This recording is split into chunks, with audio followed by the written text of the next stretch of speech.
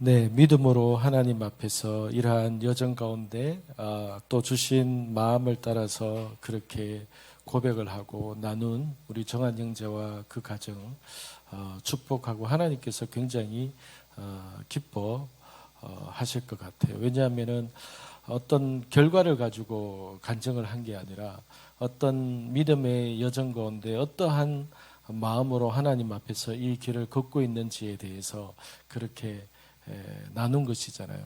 여기에는 용기가 필요하잖아요. 그런데 그 용기가 무엇을 위한 용기겠습니까? 무엇을 위한 용기겠습니까? 하나님의 하나님이 되심을 고백하는 그 용기라고 믿습니다.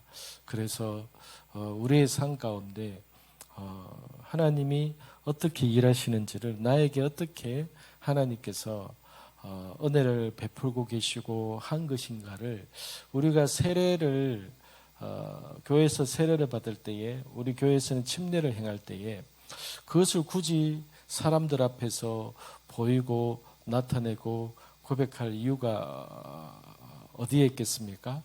그것은 나의 지금 이러한 나의 나됨은 하나님께서 하신 것임을 본인은 알고 있죠. 근데 내가 알고 있는 그 부분을 사람들 가운데 또한 이 땅에 있는 영들 가운데 나는 나의 지금 나됨은 나로 인한 것이 아니라 아버지께서 이렇게 하신 것이다 라고 선포하고 고백하는 그러한 것이 이제 침례식을 통해서 하나님 앞에서 그렇게 하나님을 자랑하고 하나님을 높이는 그러한 시간인 것이죠. 그래서 우리의 인생 자체가 하나님께서는 언제나 하나님이 우리를 통해서 나타나시고 드러내시기를 원하시니까 어떻게 있으든지 우리의 인생 가운데 어떠한 일을 통해서든지 하나님만 높여줄 수 있고 하나님만 나타낼 수 있다면은 그것이 얼마나 좋을까 이러한 생각을 해보게 됩니다.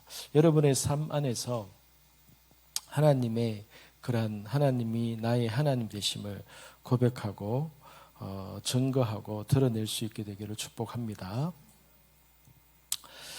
네, 오늘의 말씀은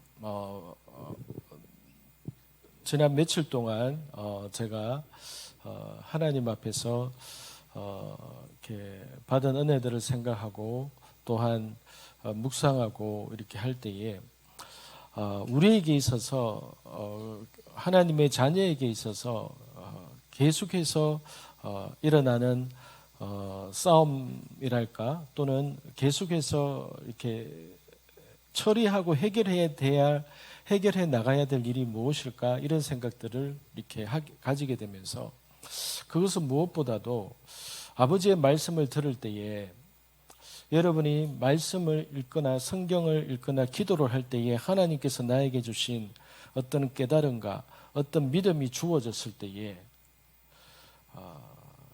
여러분과 저는 그러한 하나님의 말씀과 하나님 주신 그 깨달음을 가지고 그것을 삶 속에서 어느 정도로 유지해가고 그것을 나의 것으로 삼기 위해서 내가 얼마나 내 생각이나 감정이나 나의 삶 속에서 내가 싸우고 있는 것인가 하는 부분들을 이렇게 생각하게 되었습니다.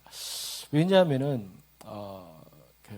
누가복음 18장 8절에 예수님께서 마지막 때에 예수님이 우리에게 던지는 질문과도 같고 주님이 가지신 의문과도 같은 그러한 내용이 누가복음 18장 8절에 나옵니다. 현대 버전으로 제가 읽어보면은 내가 진정으로 말한다. 하나님께서는 이 모든 것에 대해 신속히 응답해 주실 것이다. 그러나 인자가 다시 올 때에 믿음을 가지고 있는 사람이 과연 몇 명이나 찾을 수 있을지 이렇게 말씀하고 있습니다. 예수님께서 내가 속히 아버지께서는 언제나 너희들의 기도나 간구에 대해서 아버지의 마음은 언제나 속히 응답하는 것이다. 그런데 인자가 올 때에 우리 앞에 놓여 있는 시간 가운데 예수님이 재림하시는 그때를 말하는 것이죠. 그런데 예수님이 재림하실 때에 이 땅에 있는 사람들 가운데 속에서 하나님이 원하시는 그러한 믿음을 가지고 있는 사람이 도대체 몇이나 될런지, 도대체 몇 명이나 될까? 이 질문을, 이 의문을, 이 물음을 예수님께서 제자들에게 던지셨다는 것입니다. 이것이 예수님께서 하신 말씀이기 때문에, 또한 이것이 예수님이 재림하실 때에 이 땅에 신앙을 가지고 살아가는 사람들에 대한 모습들에 대해서 하나님이 가지신 의문이기 때문에, 이 말씀은 오늘 이 시대를 살아가는 모든 사람들이 이 말씀 앞에서 한 번쯤은, 또는 우리의 모든 삶에 있어서 하나님이 마지막 때에 이 땅에 있는 하나님의 자녀들에게 있어서 고민하시고 아버지께서 궁금해하시는 것이, 어떤 사람들이 과연 이러한 믿음을 가지고 있을 것인가. 그렇기 때문에 마지막 때에 있어서 싸움이라는 제목으로 오늘 말씀을 이렇게 잡은 이유가, 마지막 때에 있어서 우리에게 가장 큰 싸움은 예수님이 던지신 이 질문 앞에서 우리에게 있어서 가장 싸움은 무엇이냐 하면 불신과의 싸움이라는 것이죠. 예수를 믿지 않고 그런 불신을 말하는 것이 아니라, 교회 안에 있는 자들 안에서 때로는 많은 실망과 절망과 아픔을 가지고 살아가는 사람들이 많이 있죠. 그런데 예수님께서 이 18장 8절에서 마치 아버지의 마음을 표현하신 것과 같은 부분이 있는데, 그게 무엇이냐 하면은, 하나님은 이 모든 것에 대해서 신속히 응답해 주기를 원하신다. 그런데 여러분, 그러면은 아버지의 마음이 그렇다면은, 그러면은 빨리 응답을 받는 거잖아요. 그런데 왜 18장 1절에서 이 누가복음 18장을 시작하는 이유가 무엇인지에 대해서 18장 1절에서 이렇게 말씀합니다. 예수께서 그들에게 항상 기도하고 낭망하지 말아야 할 것을 비유로 말씀하여, 이렇게 하면서 18장이 시작합니다. 즉, 그래서 이 뒤에 나오는 불의한 재판장 앞에서 이 가부가 신원하고 그렇게 귀찮게 하고 하는 이 이야기가 목적이 뭐냐 하면은, 항상 기도하고 낭망하지 말아야 될 것을 가르치기 위해서 이 이야기를, 이 비유를 하는 것이다라고 얘기를 하고 있습니다. 그러면서 결론 부분이 이제 읽었던 8절에 있는 말씀과 같이, 이 모든 일에 대해서 아버지는 결코 더디거나 결코 딜레이하고자 하는 것이 아버지의 마음이 아니다.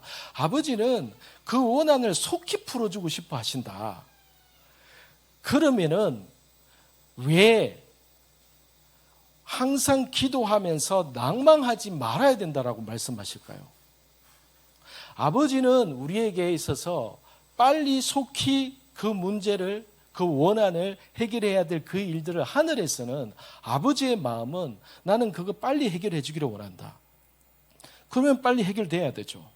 그런데 항상 기도하고 낭망하지 말아야 될 것을 말하기 위해서 이 비유를 들면서 예수님이 마지막 때에 과연 내가 말한 이 말씀의 대로 마지막 때에 이러한 믿음을 가지고 내 앞에 설 수 있는 자가 과연 몇이나 될런지, 이렇게 말씀하셨다는 사실이죠.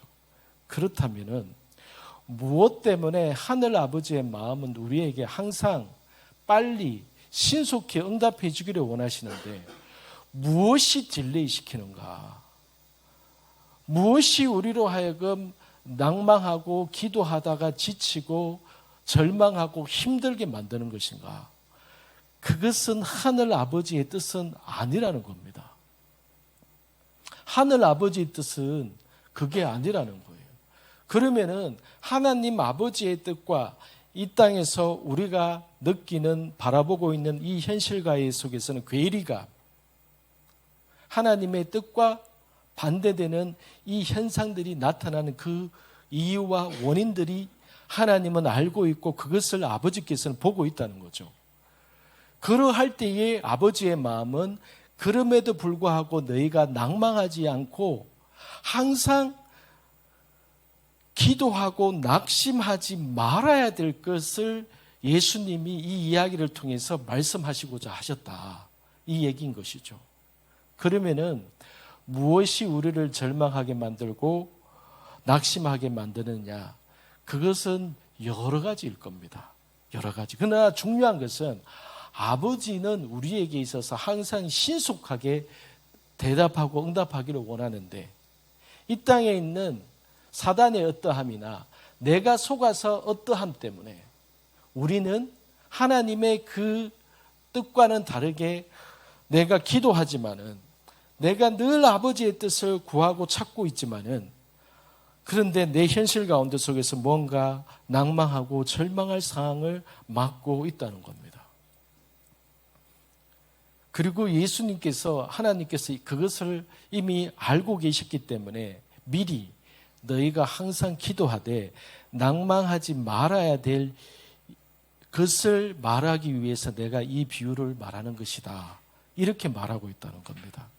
그래서 아까 조금 전에 간증했던 것처럼 하나님께서는 절대로 하나님의 자녀를 버리시거나 포기하시거나 그렇게 하시지 않는다는 사실이죠. 그런데 우리 입장에서는, 내 입장에서는 내가 경험한 어떤 사건과 일로 인해서 우리는 하나님이 나를 버리셨나? 하나님이 여기에 대해서 무관심하신가? 하나님이 지금 포기하셨나? 이런 생각과 이런 마음이 우리는 늘 들게 된다는 거죠. 그런데 아버지께서는 절대로 그거는 내 뜻이 아니다, 이렇게 말씀하고 있다는 거죠. 그렇다면 여러분, 우리가 싸워야 될 것이 무엇이겠습니까? 우리는 마지막 때에 이 땅에서 살면서 무엇과 싸워야 되겠습니까? 그것은 내 안에서 끊임없이 올라온 내 불신입니다. 불신. 내 안에서 일어나는 불신, 그 불신과 싸워야 됩니다.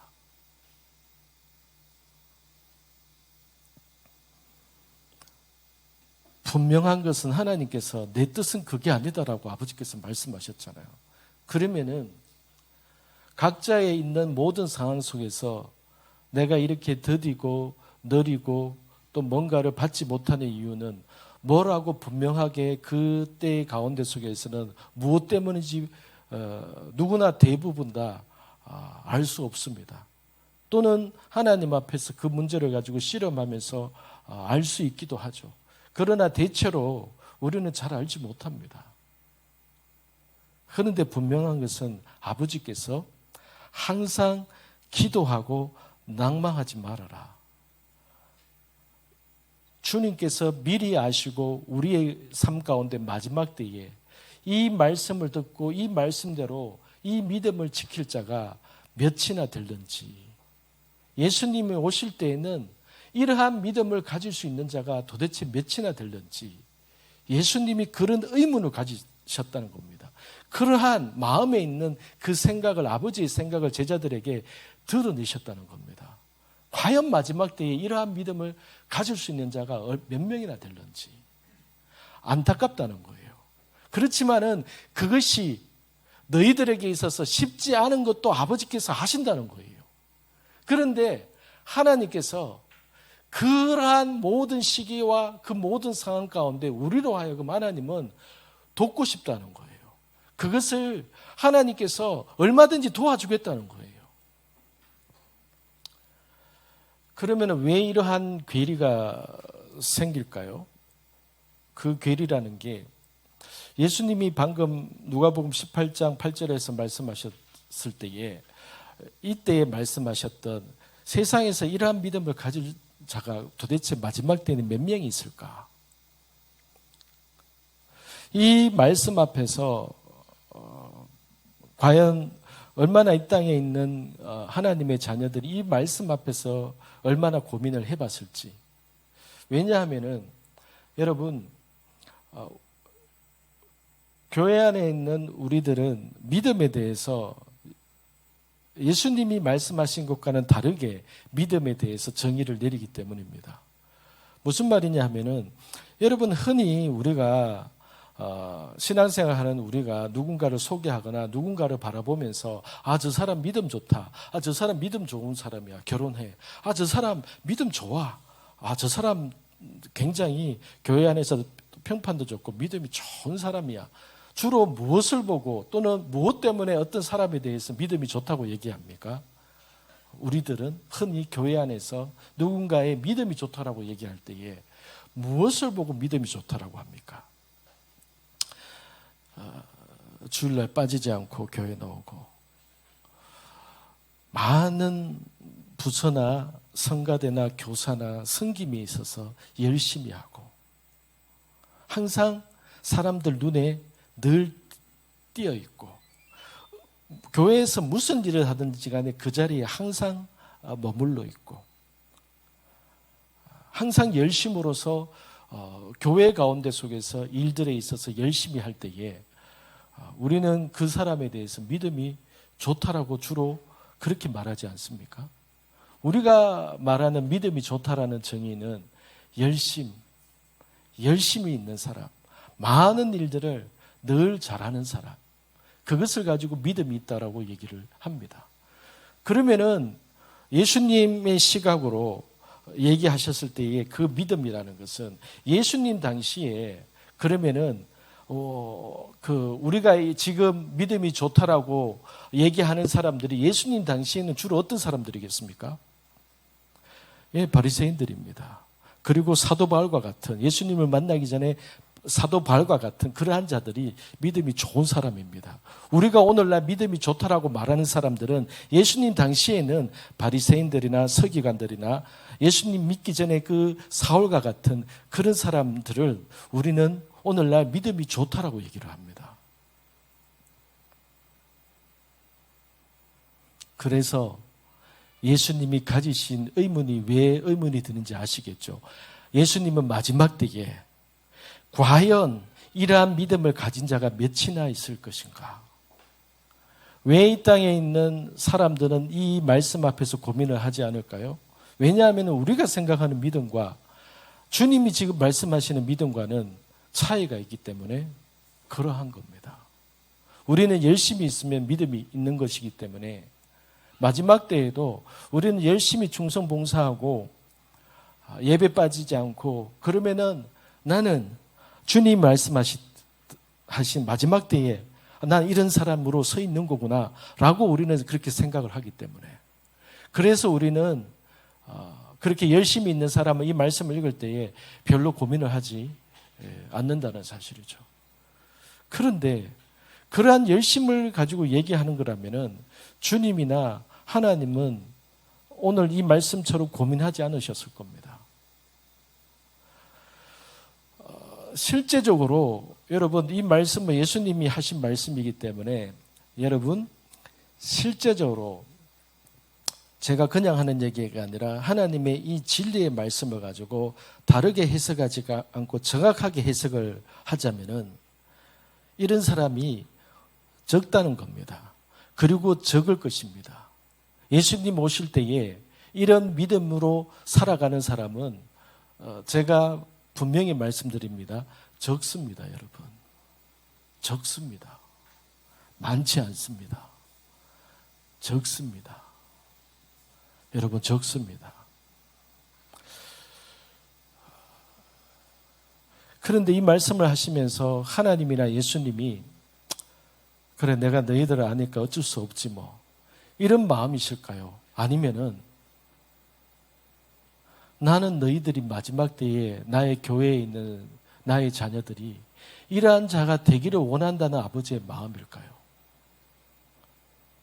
분명히 많지 않고 적을 것이지만은 하나님의 마음은, 주님의 마음은 이러한 믿음으로 서 있기를 바라신다는 겁니다.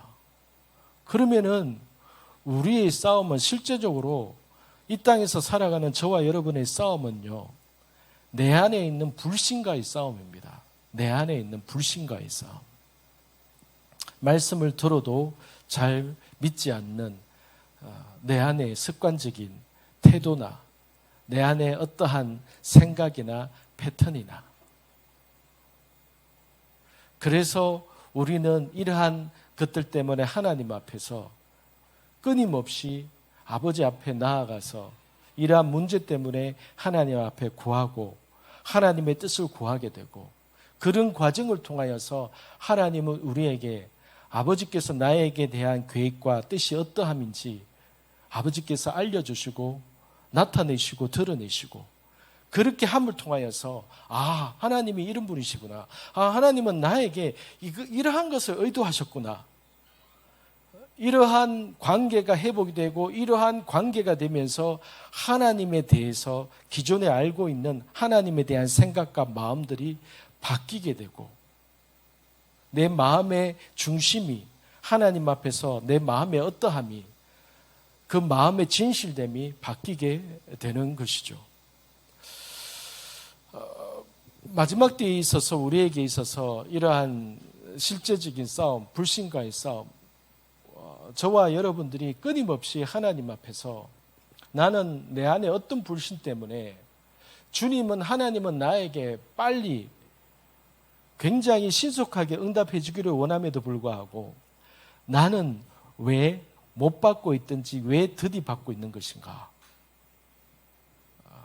우리는 그렇게 생각을 해야 되고 우리는 하나님이 안 주시는 분이 아니라 하나님이 나에게 주지 않기로 작정하신 것이 아니라 대부분의 경우 어쩌면은 내가 못 받는 것일 수도 있겠구나. 내가 나의 어떠함 때문에 이것이 지금 성취되고 있지 않은 딜레이 되고 있는 그러한 상황이겠구나. 이렇게 인식을 하면서 생각을 이렇게 하면서 하나님 앞에 새롭게 나의 모습에 대해서 접근하는 방식이 필요한 것이죠. 그래서 이러한 것도 믿음의 싸움인 겁니다. 하나님 앞에서 내 자신을 객관화시키는 게 믿음의 싸움인 겁니다.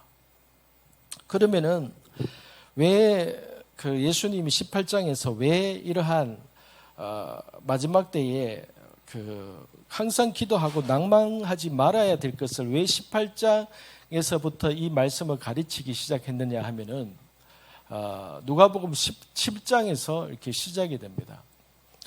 누가복음 17장에 이렇게 보면은 예수님께서 제자들에게 이렇게 말씀하셨습니다. 너희에게 하루에 7번씩 잘못했는데도 불구하고 7번이나 찾아와서 용서해 주세요 하면은 너희는 7번을 다 용서해 주어야 한다. 이렇게 말했습니다. 그랬을 때 제자들이 그 말을 듣자마자 주여 우리에게 믿음을 더해 주소서 이렇게 말했습니다. 그랬을 때 예수님께서 너희에게 겨자씨만한 믿음이 있다면 이 산더러 명에서 바다로 가라고 하면 그렇게 되었을 것이다. 예수님이 그렇게 딱 말씀합니다. 그러면은 여러분 제자들 입장에서 나에게 어떤 잘못을 행했는데 그 잘못을 반복해서 하루에 7번씩이나 나에게 상처를 줘놓고 상처 주자마자 매번 7번씩 여러분 하루에 7번씩 남에게 상처를 주려면은 상처 주고 나서 사과하고 하는데 금방 사과하는 것도 아니고 시간이 걸려서 사과하잖아요. 그러면은 어떻게 보면 하루 종일 내한테 상처 준 사람입니다. 그런데 얄밉게도 7번이나 내게 와서 나 잘못한 것 같아. 미안해. 나 용서해줘. 나 용서해 줄 수 있지? 이렇게 7번씩이나 이렇게 한다면은 여러분 어떤 마음이 들겠습니까? 이 자식이 이거 날 놀리나? 이런 생각이 들기도 할 겁니다. 이 새끼 이거 날 완전히 가지고 노나? 이런 생각이 들 겁니다. 그래서 제자들은 주여 우리에게 믿음을 더해 주소서. 왜냐하면은 이거는 내 믿음이 더해지지 않고서 나는 이렇게 할 수 없겠구나. 이렇게 생각한 겁니다. 이것은 오늘날에도 마찬가지지 않겠습니까? 하루에 7번씩 잘못했는데 7번 다 이렇게 했을 때 용서해 주라고 했을 때에 보통 마음 같아서는 과연 이걸 누가 그렇게 할 수 있겠냐 이렇게 생각을 했을 겁니다. 그 당시에 제자들도 그렇게 생각했기 때문에 이거는 내 믿음이 바뀌지 않고서는 이건 불가능한 거구나. 그래서 예수님께 주님 우리에게 믿음을 더해 주세요. 주님께서 말한 그런 사람이 될 수 있도록 우리에게 믿음을 더해 주십시오. 이렇게 말했던 겁니다. 그런데 예수님께서 뭐라고 합니까? 너희에게 겨자씨 하나만한 믿음이 있다면 즉 너희는 믿음이 없다 이렇게 말한 겁니다. 너희에게 겨자씨는 참깨보다도 더 작잖아요. 그러면은 겨자씨만한 믿음이 있다면은 이렇게 말하는 이유는 뭐냐면은 너희는 내가 너희에게 7번씩 용서해줘라라고 말을 했지만은 너희는 마음속에 그걸 불가능하다라고 너희는 믿는 거구나. 너희는 그것을 나는 할 수 없어라고 이미 단정을 내렸구나. 너희는 믿음이 없는 거다. 너희는 믿음이 없는 거다라고 말씀하신 것이죠. 그러면서 그 뒤에 이렇게 얘기합니다. 그 어느 집에 종이 있는데 그 종이 열심히 밭에서 일을 하고 돌아왔을 때에 집안에서 할 일이 있는데 그 종 보고 야 어서 밥 먹으라라고 말할 주인이 어디 있겠느냐. 와서 또 얼른 상 차리고 다른 집안일을 다 하고 나면은 그제서야 그 뭐 주인이 종에게 밥을 주든지 그렇게 하지 않겠느냐. 종이 마땅히 해야 될 일들을 했는데 그 주인이 너 그렇게 일해줘서 고마워 이렇게 말할 주인이 있겠느냐. 예수님이 딱 그렇게 말씀하십니다. 그러면서 하는 얘기가 너희도 명령을 받아서 그 일을 했을 때에는 나는 무익한 종이오니 내가 마땅히 해야 될 일을 했습니다 라고 이렇게 말하여다 이렇게 말합니다. 여러분 제가 방금 얘기했던 것이 17장에서부터 쭉 이어져 와서 하는 얘기입니다. 쭉 이어져 있는 얘기입니다. 그러면은 예수님은 처음에 너희가 7번을 용서를 해줘라. 너희에게 잘못한 사람이 있을 때는 7번이라도 그러면 꼭 7번 용서해 주라는 겁니까? 8번째는 용서해 주지 말라는 겁니까? 그게 아니라 잘못했다고 용서를 빌면 무조건 용서를 해줘라 이 말이잖아요. 그런데 일상적인 사람의 관념상 우리의 감정상 우리의 생각상 그것은 불가능한 일인 거예요. 우리는 불가능한 일이라고 생각하는 거예요. 그런데 하나님은 해주라고 말씀하신 거예요.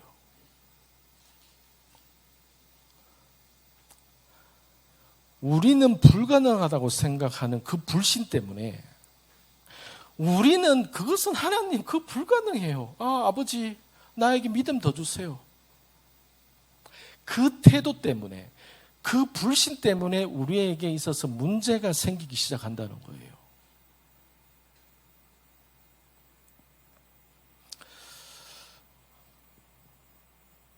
하워드 피트만 목사님이 쓰신 플라시보 책이라든가 케빈 제다의 목사님이 주님과의 만남과 교제를 통해서 하셨던 그 말씀 가운데 속에서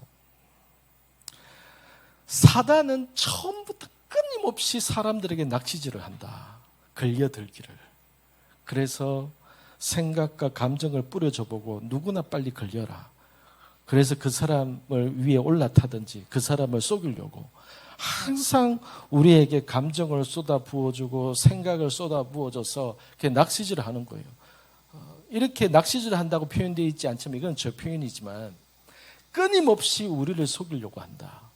그러면 예수님께서 도대체 왜 용서해줘라라고 말씀하셨을까요? 그리고 나서 왜 주기도문에도 우리가 우리 죄를 사해 준 것 같이 우리 죄를 사하여 주옵시고라고 그렇게 기도를 해야 된다라고 말씀하실까요?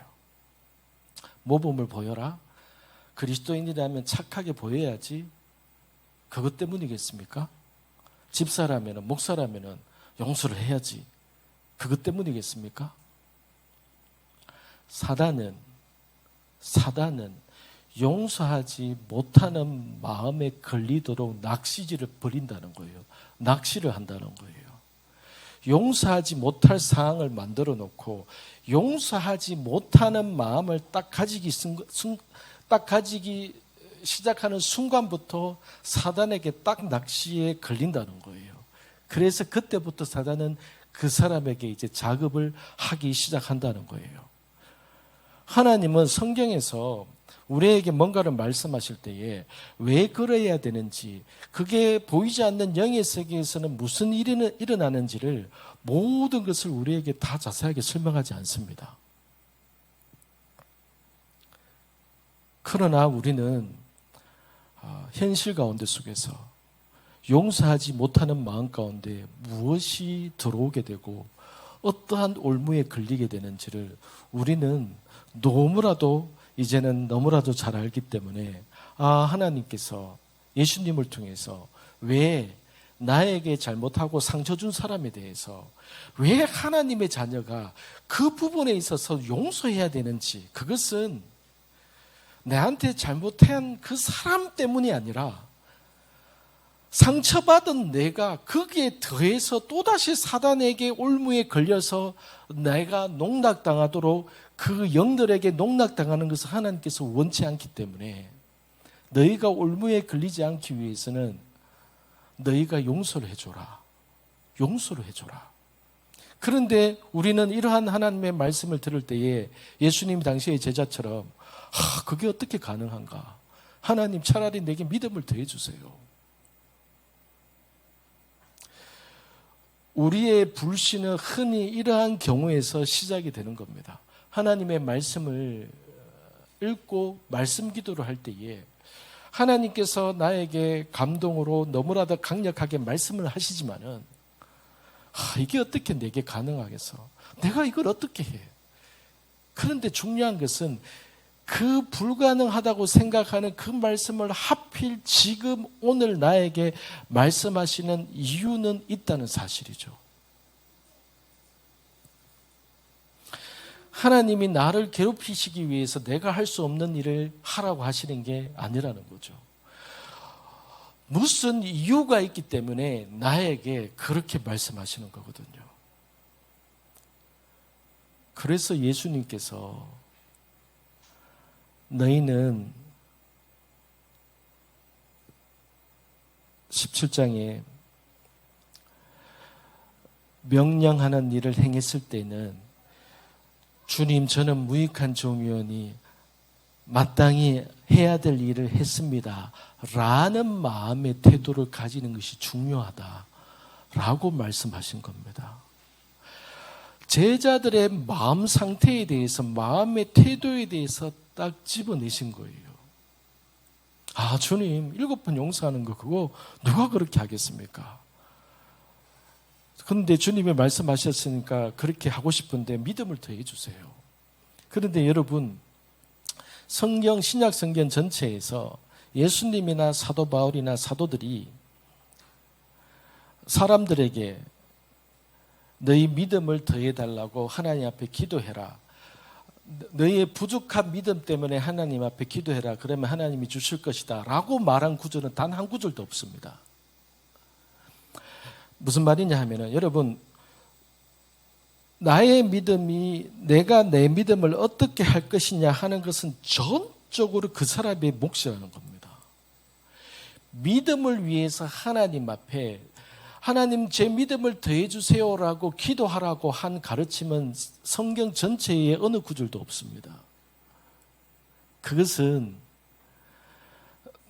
내 믿음은요, 하나님께서 나에게 원하시는 것은, 나의 믿음은 내가 이 말씀 앞에서 7번을 용서해야 될지 말아야 될지, 내가 어떤 말씀 앞에서 내가 이것을 할지 말지 하는 것은 전적으로 그 사람이 감당해야 될 몫이라는 겁니다. 그러면 우리의 불신과의 싸움은, 여러분, 내가 하나님 앞에서 이 마지막 때를 살아가면서 우리는 모두가 하나님의 뜻을 사모하고 하나님을 더 깊이 알고 그러기를 원하잖아요. 그러는 과정 가운데 속에서 하나님께서 나를 사랑하시고 나에게 항상 그 부르심 가운데 가게 하시려고 나에게 뭔가를 말씀하실 때에 우리는 늘 내가 이해하고 내가 갈 수 있고 내가 할 수 있는 일만을 하나님께서 내게 말씀하지 않는다는 사실을 이제는 우리는 대부분 알고 있습니다. 그러면은 우리는 예수님이 말씀하신 이 마지막 때 이러한 믿음을 가지기 위해서 우리 안에 있는 이 불신앙과의 싸움은 주로 어떤 싸움이냐 하면은, 뜬금없이 하나님께서 내게 강력하게 말씀하실 때에 나는 도저히 이거 할 수 없는데 왜 내게 이 말씀을 주시지? 나는 지금 이것을 하지 못하는데 하나님 내게 믿음을 주세요. 믿음 주시면 제가 할게요. 절대 그런 일이 일어나지 않는다는 겁니다. 불신과의 싸움은 하나님이 왜 이 상황에서 나에게 이렇게 말씀하시는지, 많은 경우에 있어서 그러한 믿음의 길을 걸을 때에는 이해가 되지 않습니다. 설명해 주시지도 않습니다. 그러나 그 과정을 거치고 그 과정 가운데 하나님께서 어떻게 역사하고 계시고 하나님께서 왜 나에게 이런 말씀하셨고 이 가정을 허락하셨는지 나중에서야 내가 어떤 자리에 서게 되었을 때에, 내가 하나님께서 원하시는 그 위치에 서게 되었을 때에, 아, 내가 이 가정을 통해서 지금 내가 오늘날 이 모습으로, 내가 오늘날 이러한 믿음으로 내가 설 수 있게 된 것이구나. 항상 모든 믿음의 사람들의 고백이 동일합니다. 그래서 여러분, 하나님 앞에서 우리의 불신앙을 가지고 우리가 매일 어떻게 싸울 것인가? 매일 어떻게 싸울 것인가? 생각과 감정에서부터 매일 하나님 앞에서 생각과 감정을 다루기 시작해야 되는 겁니다. 하나님 앞에서 생각과 감정을. 뜻하지 않은 사건이 생기고 예기치 않은 문제가 생겼을 때에 나의 옛 반응으로 내가 반응하고 말을 하고 마음의 두려움과 불편함을 품을지, 아니면은 하나님의 진리를 가지고 내 이 상황에 대해서 선포하고 하나님 앞에 모든 것에 대해서 염려하지 않고 이 모든 상황에 대해서 하나님 앞에 올려드리면서 하나님의 지혜와 하나님의 인도하심을 구할 것인지. 그래서 예수님께서 아버지는 속히 들어주기를 원한다. 그런데 너의 삶 가운데는 사단의 방해든지 아니면 네가 깨닫지 못하고 있는 것이든지 간에 이것이 이루어지지 않는 이유가 있고 더딘 이유가 있다. 그렇기 때문에 너희가 해야 될 일은 단지 항상 기도하면서 낭망하지 말아야 된다. 원수가 원하는 것은 이러한 감정과 이러한 생각과 이러한 사건을 통해서 너희가 낭망하고 너희 스스로가 포기하기를 원하는 것이다.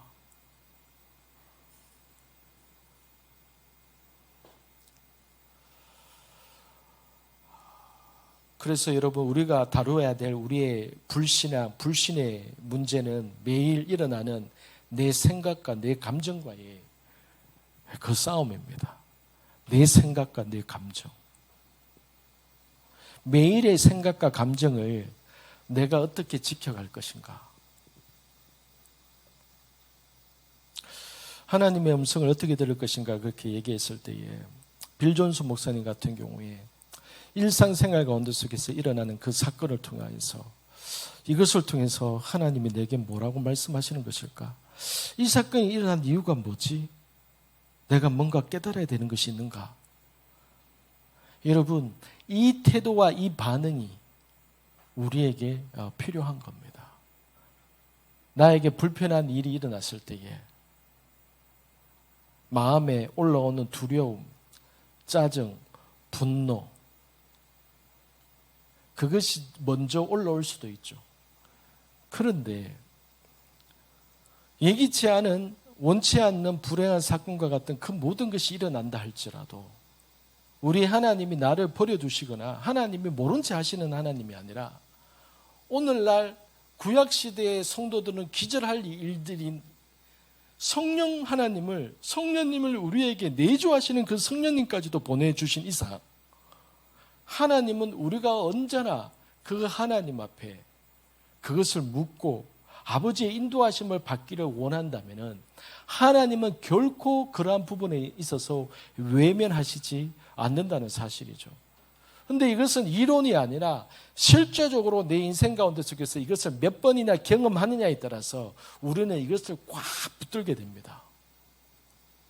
성령의 인도하심을 내가 몇 번이나 내 인생 가운데 경험했느냐에 따라서 앞으로 일어날 사건과 그 일들 앞에서 내가 하나님 앞에, 성령님 앞에 머리 숙이면서 이 사건이 나에게 있어서 무슨 의미인지에 대해서 묻기 시작하는 그 마음이 흔들리지 않게 되는 그 원인이 되는 것이죠. 그래서 여러분, 결국은 불신의 싸움은요, 불신과의 싸움은 내 안에서 그 믿음이, 지금까지 알고 있는 믿음이 이론뿐이었는지 아니면 내 삶 속에서 하나님을 경험한 그 경험을 통하여서 하나님을 향한 그 믿음이 실제적인 삶으로, 적용으로 그렇게 설 수 있는 것이었는지. 믿음은 결코 이론이 아닌 것이죠. 믿음은 글로 읽어서 믿음이 자라고 글로 읽어서 믿음이 갑자기 바뀌고 그렇게 되는 것이 아니라 하나님의 말씀을 들을 때에 그 말씀을 듣고 그 말씀 앞에 반응함을 통해서 경험되어진 것이 우리에게 있어서 실제적인 내 믿음이 되는 것이고 나의 힘이 되는 것이죠. 그래서 여러분 결국은 사람은 믿음이 어떻게 자랍니까? 문제나 사건이나 순종해야 될 일들을 통하여서 믿음이 자라게 되는 겁니다. 그러면 결국 사람이 믿음이 자란다는 것은 무슨 과정을 포함하고 있을까요? 불편함이 포함되는 거고 처음에 올라오는 그 불신의 경우가 포함되는 거고 내가 이게 가는 게 맞나? 이거 아닌 것 같은데 라는 두려움이 포함되는 겁니다. 믿음을 경험한다는 것은 믿음으로 걷는다는 것은 언제나 편안한 가운데 기쁨이 있고 희락이 있고 즐거움이 있고 드디어 나에게 또 믿음으로 순종할 수 있는 기회가 주어졌네 이런 경우는 거의 없습니다. 그러면 주로 성경에 있는 사람이든지 오늘날에 우리가 하나님 앞에서 믿음이 자라고 믿음을 경험하고 믿음의 과정을 거치는 경우는 항상 첫 단추가 불편함, 이해되지 않음, 이게 맞나? 불확신함. 이것이 처음에는 요동칩니다. 이것이 요동치는 것이죠.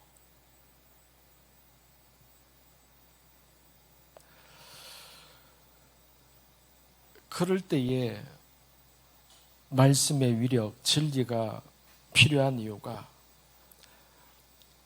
너의 모든 삶의 여호와를 인정해라. 여호와를 인정해라.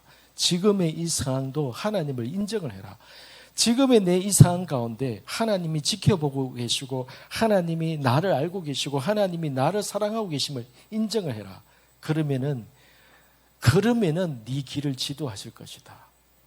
그런데 교회 안에 있는 사람들 중에서도 하나님의 믿는 사람 중에서도 간혹 불행한 일이나 사건이 생기면 재수 없어. 에이씨. 이렇게 반응하는 사람들. 왜 나에게는 맨날 이런 일만 생기지? 에이씨. 이러한 말과 감정 안에서는 하나님을 인정한다고 할 수 있는 게 없는 겁니다. 그런데 잠언 아까 읽었던 3장 6절에서는 너는 범사의 모든 일에 대해서 그를 인정해라. 하나님을 인정해라. 그리하면은 하나님을 인정해라. 지금 이 상황에서 하나님을 인정해라. 하나님을. 그러면은 그가 지도해 갈 것이다. 하나님은 아무 때나 언제나 우리에게 간섭하시고 우리에게 관여하시지 않는다는 말씀입니다. 우리가 믿고 있는 하나님에 대해서 나의 일상생활 속에서 장을 보거나 집안 살림을 하거나 직장생활 속에서 나는 여전히 목사고 나는 여전히 집사고 나는 여전히 교회 다니는 사람이지만은 나의 그러한 일상생활 속에서 내가 하나님을 인정하지 않고 살아가는 삶의 패턴이 있다면은 그것이 내 안에서 불신을 만드는, 불신앙을 만드는 그 덫이 존재하는 것이죠. 그래서 하나님은 속히 응답해 주고 싶지만은 나는 너희에게 속히 응답해 주기를 원한다. 그런데 우리에게 있어서 왜 이러한 절망과 때로는 왜 이러한 더딤과 이러한 것들이 있느냐? 사단의 방해나 사단의 그러한 역사나 또는 내 안에서 불신이 있을 때에 불신의 마음과 태도와 그 말을 나는 뱉으면서 살아가고 있을 때에 하나님으로 하여금 간섭하지 못하게 만드는 것이 되는 것이죠. 아버지께서는 언제나 나는 너에게 속히 응답하기를 원한다. 시편 37편 5절에서 6절에도 네 길을 여호와께 맡기라. 그리하면 그가 이루시고 네 일을 빛같이 나타내시며 네 공의를 정오의 빛같이 하시리로다. 이런 말씀이 여러분 성경에 되게 많습니다. 잠언 16장 3절에도 너희 행사를 여호와께 맡기라. 그리하면은 네가 경영하는 것이 이루어질 것이다. 이사야서 26장 3절에도 주께서 심지가 견고한 자를 평강하고 평강하도록 지키시리니 이는 그가 주를 신뢰함이니이다. 주께서 심지가 견고하는 자라, 좀처럼 마음이 흔들리지 않는 사람, 풍랑이 일고 내 삶 가운데 파도가 치고 하더라도 좀처럼 심지가 마음이 흔들리지 않는 사람, 냅둬요 하면서 그냥 하나님 앞에서 끝까지 하나님이 나와 함께 하는 이상 이 배는 뒤집히지 않겠다.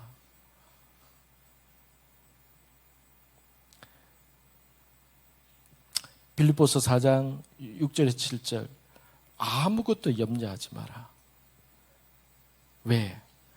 아버지께서 그 일을 통해서 하나님의 방법을 나타내실 거니까, 하나님의 길을 우리에게 보여주실 거니까. 그러면 여러분, 이러한 모든 약속의 말씀이 성경에 찾으려면 굉장히 많습니다. 그러면은 결국은 여러분, 우리에게 무엇을 말씀하시는 것일까요? 하나님은 예수님의 말씀과처럼 마지막 때에는 이러한 믿음을 가지고 살아가는 게 힘든 시대라는 것을 예수님은 이미 아신다는 거예요. 그렇지만은 그러한 믿음을 가지고 살아가기 힘든 시대임에도 불구하고 이러한 믿음을 가진 자를 하나님께서 찾으신다는 거예요. 찾으신다는 겁니다. 그러면서 누가복음 17장 20절에 이렇게 얘기합니다. 바리새인들이 예수님, 마지막 때에 하나님의 나라는 언제 임합니까? 그랬을 때 예수님께서 20절 이후로 그때 되면은 노아의 때와 같고 소돔과 고모라의 때가 같을 것이다. 그래서 끝까지 견디고 그 하나님의 그 약속을 믿고 기다리는 자에게는 하나님의 뜻이 이루어질 것이다. 이렇게 말씀하고 나서 18장 1절에 그러므로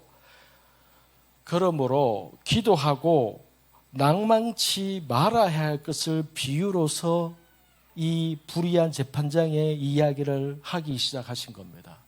그래서 누가복음 18장에 이 이야기를 하신 이유는 뭐냐 하면은 바리새인들이 마지막 때는 언제 하나님 나라가 임합니까? 이렇게 질문했을 때에 그 마지막 때에는 노아와 같은 때가 있을 것이다. 사람들이 죽을 직전까지 시집가고 장가가고 집 마음대로 다 살았다.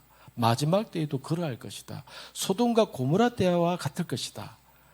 그러나 내 약속을 믿고 견디는 자에게는 하나님의 약속은 반드시 이루어지게 돼 있다.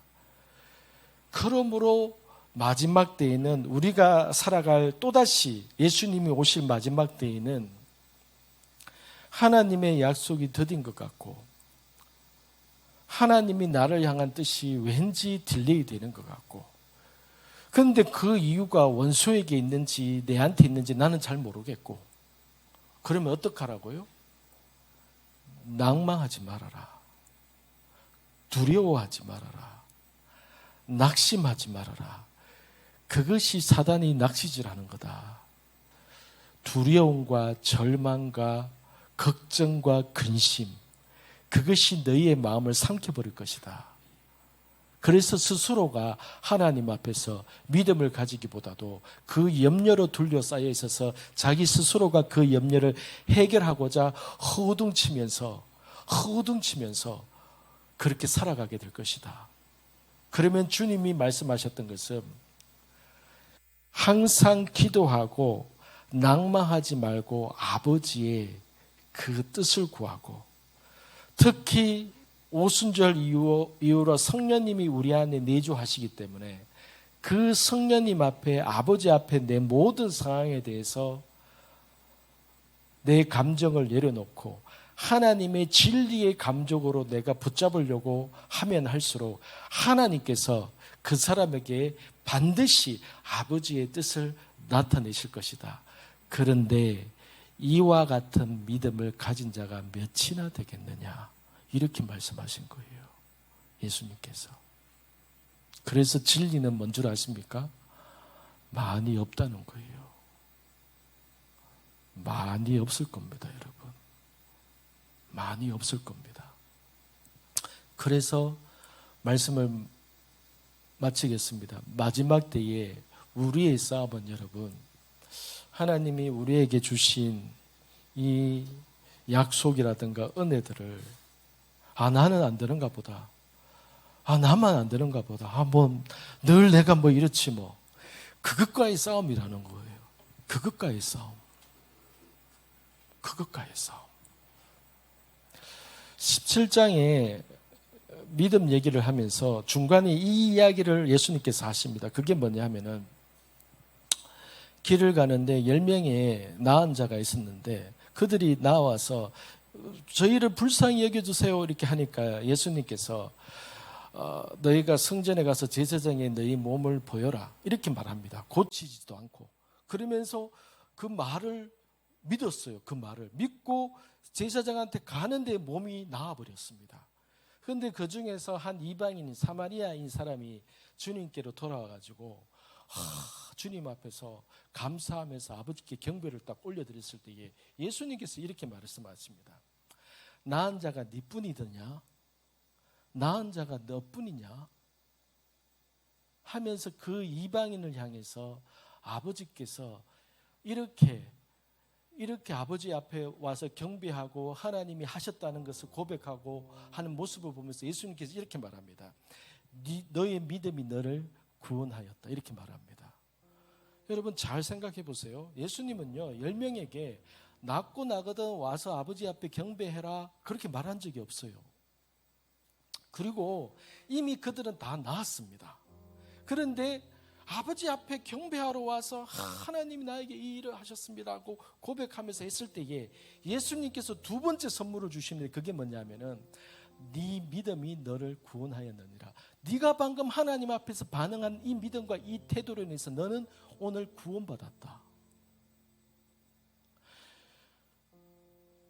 얼마나 이 한 사람이 자기의 육신의 질병을 낫는 것보다 자신의 영원한 삶을 얻는 것이 얼마나 더 큰 복입니까? 그런데 9명은 병을 나았을는지 몰라도 자신의 나은 자 병이 나았을는지를 몰라도 그들은 이분이 메시아였고 이분을 통해서 내 영원한 삶을 얻게 된다는 그 사실을 모른 채로 내 병 나았구나 하면서 병 나은 것에 대해서 기뻐하면서 다 흩어져 버린 거예요. 그런데 이 이방인 사마리아인은 아버지 앞 주님 앞에 나와서 주님께 경배하면서 너무 감사합니다 주님 아버지께서 하셨습니다 하니까 예수님이 너뿐이냐? 아버지 앞에 이렇게 나온 자가 너뿐이냐? 주님은 분명히 10명에게 이렇게 하라고 말씀하지 않으셨습니다. 그런데 막상 한 명이 왔을 때는 그 사람에게는 나은 자가 너뿐이냐? 다 나았을 텐데 아버지 앞에 경배하는 자가 너밖에 없냐? 우리에게 무슨 말씀을 할까요? 하나님이 언제 여러분들에게 야, 너 11조 안 하면 안 돼. 너 하나님 앞에 감사 안 하면 안 돼. 너 은혜 받았을 때에 하나님을 높이지 않으면 안 돼. 언제 하나님께서 그렇게 말씀하십니까? 그 사람의 믿음인 거예요. 그 사람의 믿음. 그 사람의 믿음인 거예요. 그 사람의 믿음. 하나님은 나머지 9명도 육신의 병을 고쳐주기보다도 그 사람의 영혼이 구원되기를 주님이 아버지께서 더 많이 원하셨을 겁니다. 그런데 그 스스로가 그분이 메시아임을 믿고 아버지 앞에 나와서 자신이 병을 얻었고 이것을 하나님 앞에 경배하고자 했던 그러한 믿음을 가진 사람은 10명 중에 그 단 한 사람 그 사람이었습니다. 그랬을 때 예수님께서 나은 사람이 너밖에 없느냐? 하나님은 은혜를 다 베풀어 줬는데 하나님 앞에 그것을 경배하고 감사하는 자가 너밖에 없느냐? 여러분 제가 말하는 의도가 이게 뭔 줄 알겠어요? 여러분 주님은 요구하진 않았었어요. 그 10명에게 처음에 말할 때는 요구하지 않았습니다. 그런데 믿음으로 딱 반응을 누군가가 하니까 아버지의 마음을 드러내시는 거예요. 너밖에 없느냐? 왜 너만 왔느냐? 왜 너만 왔느냐? 너 믿음이 너를 구원하였느니라. 너의 믿음이 너를 구원하였느니라.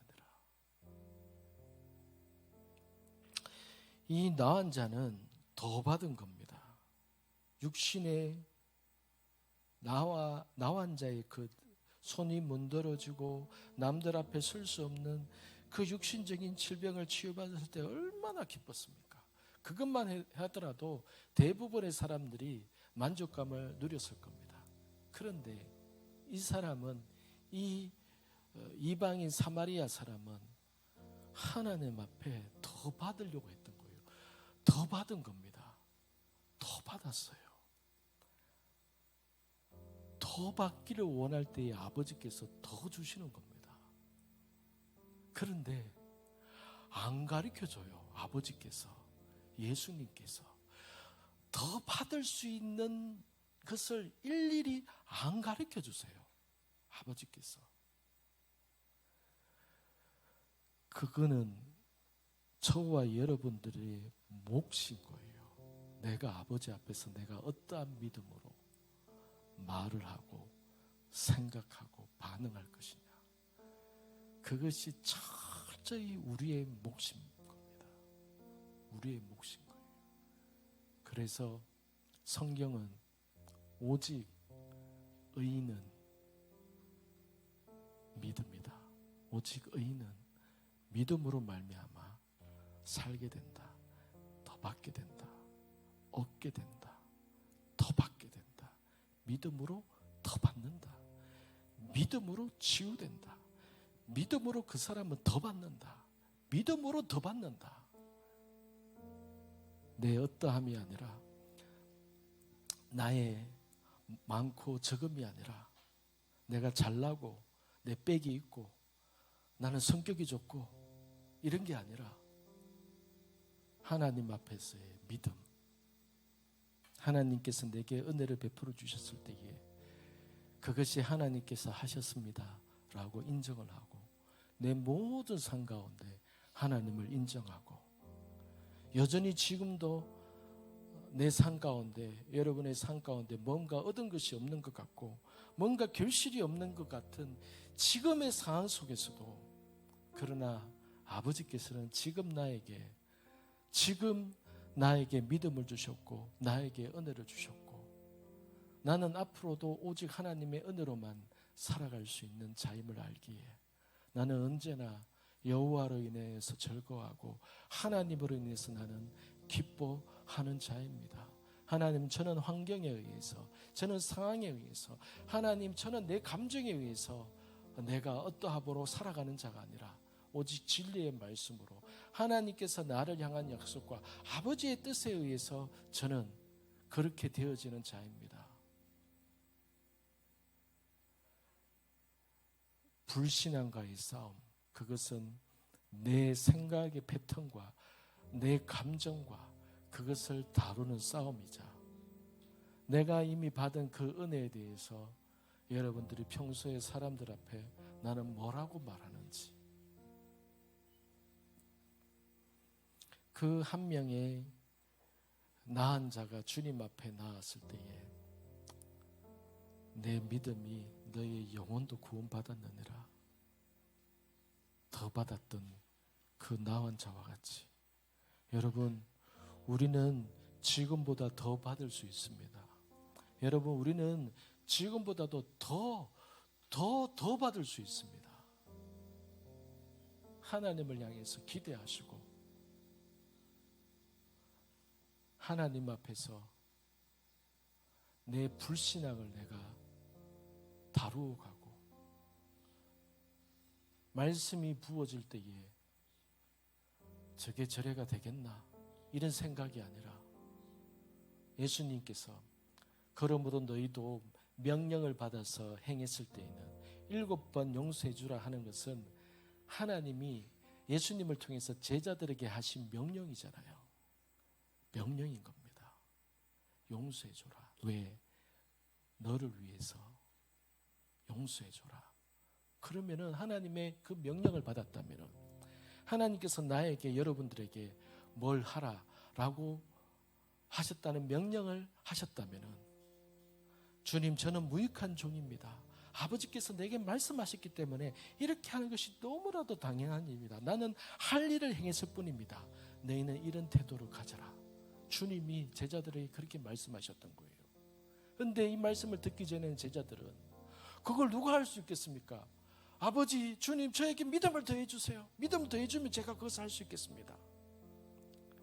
너에게 겨자씨만한 믿음이 있다면 너는 모든 것을 할 수 있을 것이다. 너희는 이미 이 말을 듣고도 할 수 없다라고 너희들은 이미 믿었고, 할 수 없다라고 너희는 이미 결론을 내렸구나.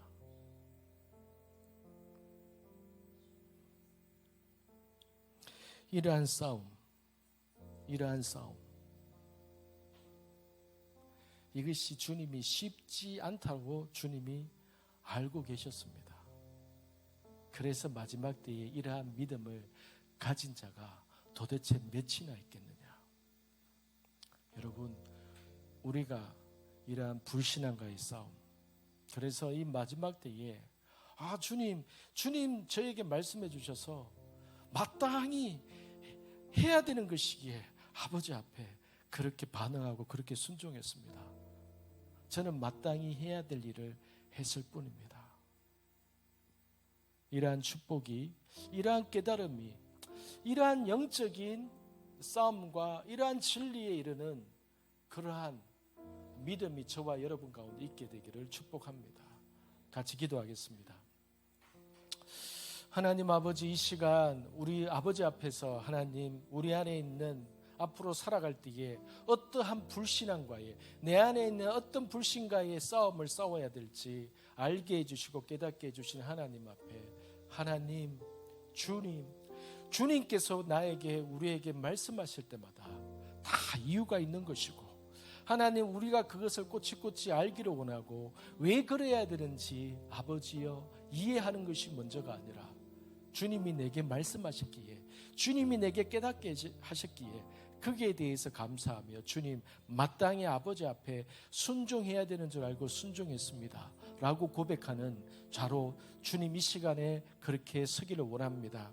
하나님, 마지막 때에 예수님께서 과연 내가 올 때에 세상에서 이러한 자가 몇이나 있겠느냐라고 말씀하셨을 때에, 하나님, 이 말씀 앞에 주님, 우리의 불신앙을 다루고 우리가 주님 앞에서 더 받기를 원하는 마음으로 언제나 하나님께서는 우리에게 즉각적으로 즉시 속히 응답해 주기를 원하는 것이 아버지의 마음인데, 하나님, 우리에게 있어서 딜레이되고 우리에게 있어서 방해되는 그 모든 것들을 하나님 앞에서 기도하고 하나님 앞에서 음성을 듣고 깨달음을 통하여서 아버지여 더 받고 더 누리는 자로 서게 해주심을 감사합니다. 이 시간 주님 앞에서 이러한 모든 것들을 깨닫게 해주시고 우리의 삶 가운데 감정과 말과 생각 가운데 불신의 모습으로 역사하는 그 모든 악한 영들에 대해서 예수 이름으로 결박하노니, 우리 안에 있는 모든 불신의 생각과 내 안에 있는 모든 두려움과 불편한 감정들은 예수 이름으로 다 묶임을 받고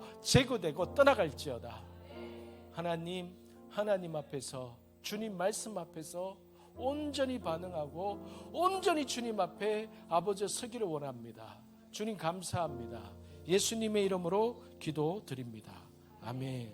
주님 앞에 예물 드리도록 하겠습니다.